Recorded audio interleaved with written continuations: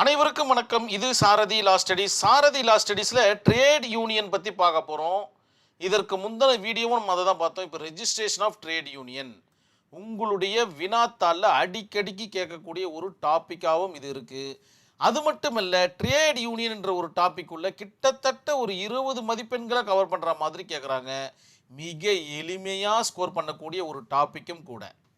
இந்த ஒரு 5 லைனை படிக்கும்போது உங்களுக்கு ட்ரேட் யூனியன்னா என்னன்றது தெரிஞ்சு போயிடும். சரி, ஒரு தொழிற்சங்கத்தை, ட்ரேட் யூனியன்னா தொழிற்சங்கம்னு பெயர், ஓகேங்களா? ஒரு தொழிற்சங்கத்தை பதிவு செய்ய 7 அல்லது அதற்கு மேற்பட்ட சங்க உறுப்பினர்கள் இருக்கணும் அப்படின்றாங்க. 7 அல்லது அதற்கு மேற்பட்ட. இந்த லைன் உங்களுடைய ஆன்சர் ஷீட்டில் கண்டிப்பாக இருக்கிற மாதிரி பார்த்துக்கணும். இல்லைன்னா அந்த தொழிற்சங்கம் பதிவு செய்யப்பட மாட்டாது அப்படின்ற ஒரு கான்செப்டில் உங்களுடைய ஆன்சர் எடுத்துக்கொள்ளப்பட மாட்டாதுன்னு நினச்சிக்கிங்க. ஸோ 7 அல்லது அதற்கு மேற்பட்ட உறுப்பினர்கள் இருந்தால் மட்டும்தான் ஒரு தொழிற்சங்கத்தை பதிவு செய்ய முடியும். இதை ஒரு கட்டம் கட்டி நீங்கள் எழுதி காமிக்கணும் அவங்களுக்கு. அப்போ தான் உங்களை சும்மா நோண்ட மாட்டாங்க, டக்குன்னு அடுத்தது மார்க் போட ஆரம்பிச்சிருவாங்க. சரி, இப்போ உங்களுக்கு புரிஞ்சு போச்சு. ஒரு தொழிற்சங்கம் ஆரம்பிக்கணும்னா, ஒரு ட்ரேட் யூனியன் ஆரம்பிக்கணும்னா 7 அல்லது அதற்கு மேற்பட்ட நபர்கள் இருக்கணும் அப்படின்றது. சரி, எழுதிருவீங்கன்ற நம்பிக்கை எனக்கு இருக்குது.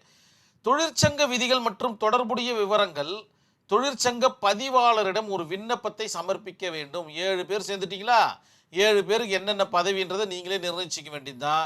இதை ஒரு விண்ணப்பமாக 7 பேருடைய ஃபோட்டோஸு, 7 பேருடைய டீட்டெயில்ஸு, தொழிற்சங்கத்தினுடைய நேமு, எந்த கம்பெனியில் இருக்கீங்க, எல்லா விவரத்தையும் ஒரு விண்ணப்பமாக தயார் செஞ்சு தொழிற்சங்க பதிவாளரிடம் கொடுக்கணும். ரெஜிஸ்ட்ரார்னு சொல்லுவாங்க. லேபர் ரெஜிஸ்ட்ரார்னு தனியாக இருக்கிறாங்க லேபர் கமிஷனர் ஆஃபீஸில். அந்த ரெஜிஸ்ட்ரார்கிட்ட நீங்கள் கொடுத்துடணும். இதுதான் பார்த்தீங்கன்னா கான்செப்ட்டு. விண்ணப்பம் மற்றும் தொழிற்சங்க சட்டம் 1926 படி பதிவாளர் திருப்தி அடைந்தால், அந்த ரெஜிஸ்ட்ரார் பார்த்தீங்கன்னா சாட்டிஸ்ஃபைடு ஆயிட்டாருன்னா தொழிற்சங்கத்தை பதிவு செய்து சான்றிதழை வழங்குவார். கிட்டத்தட்ட நம்மளுடைய காலேஜ் டேஸ் மாதிரி தான். ஒரு +2 முடிச்சுட்டோ இல்லை ஒரு டிகிரி முடிச்சுட்டோ இன்னொரு காலேஜில் போய் சேர்றீங்க. அங்கே நீங்கள் ஒரு செட் ஆஃப் எக்ஸாம் எழுதுறீங்க. அந்த யூனிவர்சிட்டி திருப்தி அடைஞ்சிச்சுன்னா உங்களுக்கு ப்ரொவிஷனல் சர்டிஃபிகேட் கொடுப்பாங்க, இல்லைன்னா கொடுக்க மாட்டாங்க. இதுதான் விஷயம். இதை மனசில் வச்சுக்கிட்டு நீங்கள் ட்ரேட் யூனியனுடைய பதிவை நீங்கள் எழுதலாம், ரெஜிஸ்ட்ரேஷனை எழுதலாம். இன்னும் கொஞ்சம் டெப்த்தாக நம்ம உள்ளே போகும்போது மிக தெளிவாக புரிய வரும். Step in registration process. என்ன மாதிரியான ப்ராசஸ் ரெஜிஸ்ட்ரேஷனுக்கு தேவைப்படுகிறது அப்படின்னு பார்த்தீங்கன்னா, மெம்பர்ஸ் ரெக்கார்ட் எத்தனை பேர்லேருந்து இருக்கணும்? 7 அண்டு எபோவ். எழுதிட்டீங்களா? Application to registrar. Application to ரெஜிஸ்டார்கிட்ட அப்ளிகேஷனை கொடுக்கணும். என்னென்ன டீட்டெயில்ஸு? நேம் இருக்கணும், அவர்களுடைய டீட்டெயில்ஸ் இருக்கணும், அட்ரஸ் இருக்கணும், எல்லா டீட்டெயில்ஸையும் ரெடி பண்ணி ரெஜிஸ்டார்கிட்ட கொடுக்கணும். இன்னும் வேறு ஏதாச்சும் கேட்டார்னா அதையும் ரெடி பண்ணி ரெஜிஸ்டார்கிட்ட கொடுக்கணும். லேபர் கமிஷனர் ஆஃபீஸில் இருக்கக்கூடிய அந்த ரெஜிஸ்டார் என்ன பண்ணுவார்னு பார்த்தீங்கன்னா, அதை சரி செய்யறதுக்கு முற்படுவார்.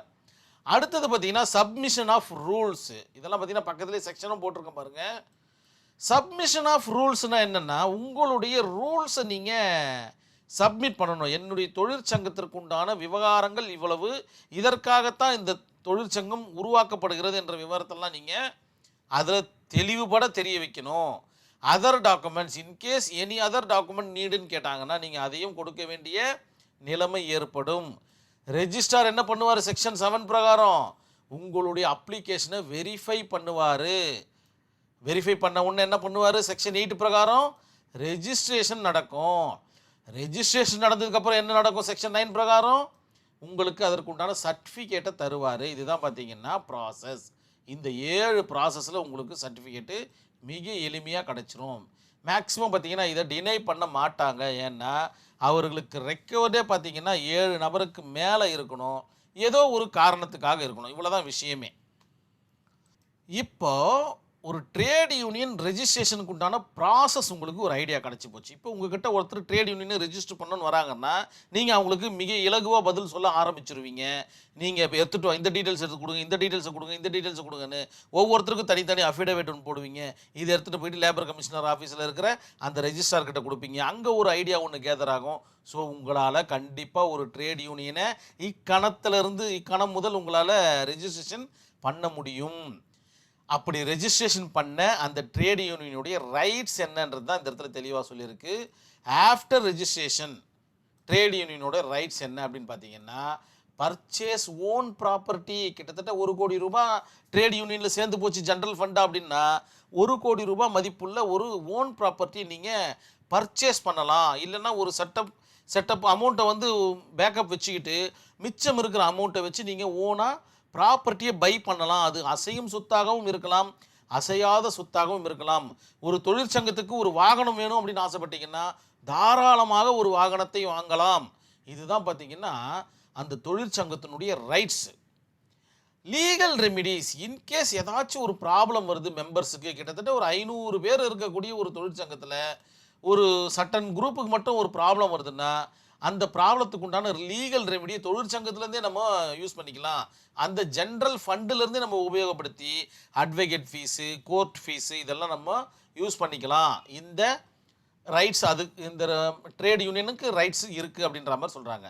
லீகல் ஐடென்டிட்டி, ஒரு லீகல் ஐடென்டிட்டி கிடைச்சிடுது. எப்படி ஒரு அக்ரிமெண்ட்டு லீகலாக பைண்டப் ஆன உடனே கான்ட்ராக்டாக மாறுதோ, கன்சிடரேஷன் வந்த உடனே ஒரு கண்விழித்து பார்க்குது, ஒரு லீகல் பைண்டப்போட கண்விழித்து பார்க்குது.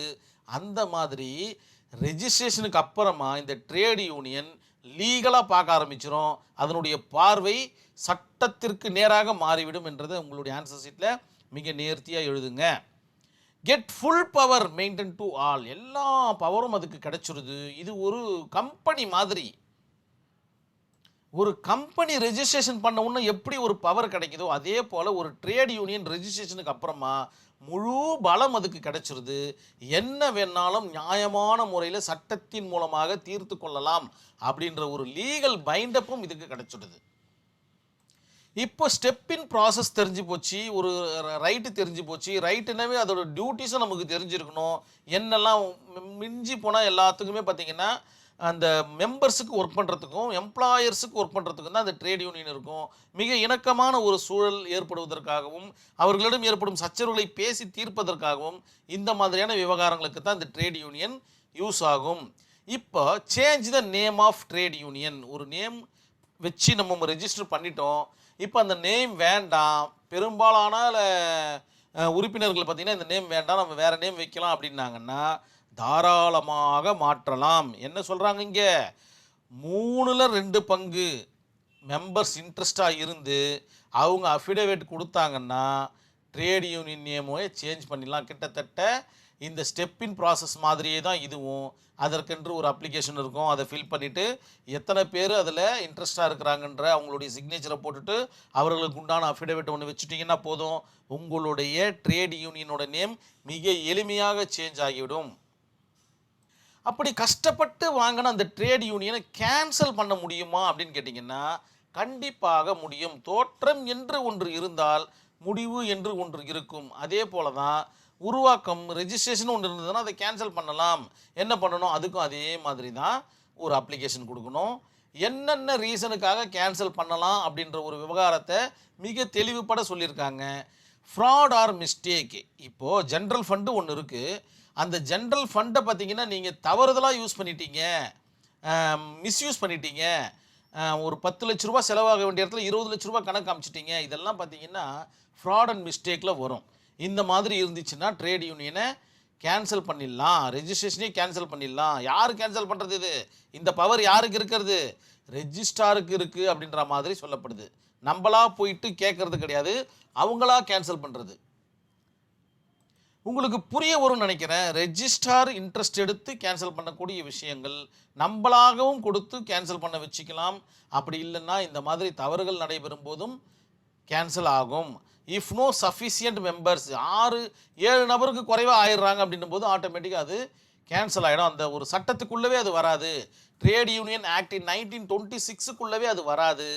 7 நபருக்கு மேலே இருந்தால் மட்டும்தான் இந்த ஆக்டு ட்ரேட் யூனியனுக்கு செல்லுபடி ஆகும் அப்படின்றது உங்களுடைய ஆன்சர் ஷீட்டில் நேர்த்தியாக எழுதுங்க. Breach of rules and regulation. யாருமே பார்த்தீங்கன்னா ரூல்ஸ் அண்ட் ரெகுலேஷனை மதிக்கிறதே கிடையாது. ஸ்ட்ரைக் பண்ணக்கூடாதுன்னா ஸ்ட்ரைக் பண்ணுறாங்க, வேலையை செய்யுங்கன்னா வேலையை செய்ய மாட்டேன்றாங்க. ஸோ இந்த மாதிரி இருக்கிற எல்லா கான்ட்ராக்டையுமே ப்ரீச் பண்ணிட்டா அந்த இடத்துல லாக்கு வேலை இல்லாமல் போயிடுது. ஸோ ஆட்டோமேட்டிக்காக உங்களுடைய ரெஜிஸ்ட்ரேஷன் கேன்சல் ஆகுவதற்கு வாய்ப்புகள் இருக்கின்றது அப்படின்றத நினைவில் வச்சுக்கிங்க.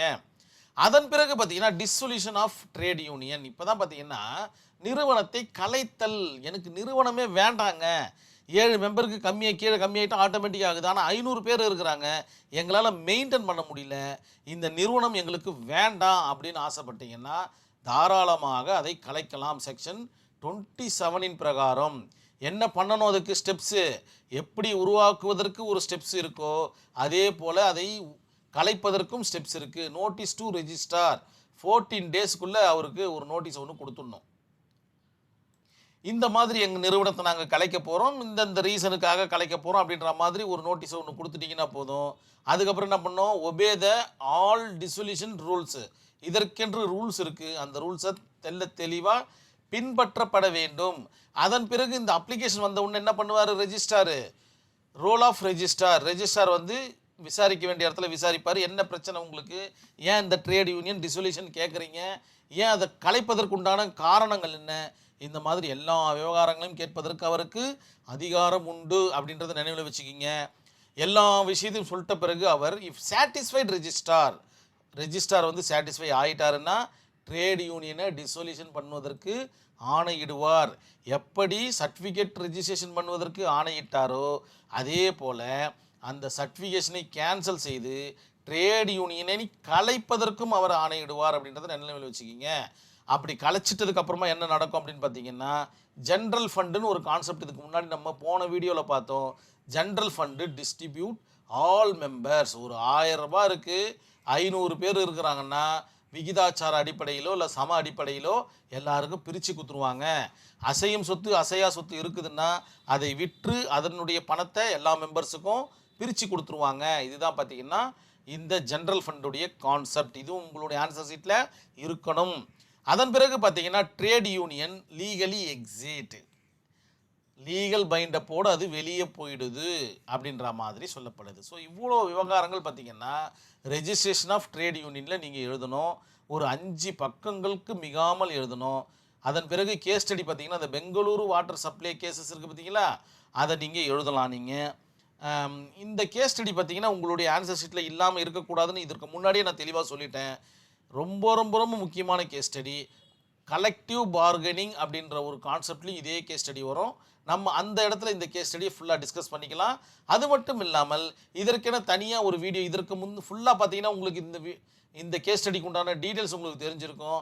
அது கூட நீங்கள் ரெஜிஸ்ட்ரேஷனை மிங்கிள் பண்ணி எழுதிட்டிங்கன்னா உங்களுடைய ஜாப் கம்ப்ளீட் ஆகுது, உங்களுக்கு உண்டான மதிப்பெண் மிக நேர்த்தியாக கிடச்சிரும். பெருவினாக்கள்லையும் கேட்குறாங்க, சிறு வினாக்கள்லையும் கேட்குறாங்க. மிக கவனமாக நோட்ஸ் எடுக்குங்க. இதெல்லாம் எழுதாமல் வந்துட்டிங்கன்னா அதுக்கப்புறமா என்ன இருக்குது, கஷ்டம். ஓகேங்களா, நம்ம நெக்ஸ்ட் வீடியோவில் மிக தெளிவாக நம்ம மீட் பண்ணலாம். நன்றி, வணக்கம்.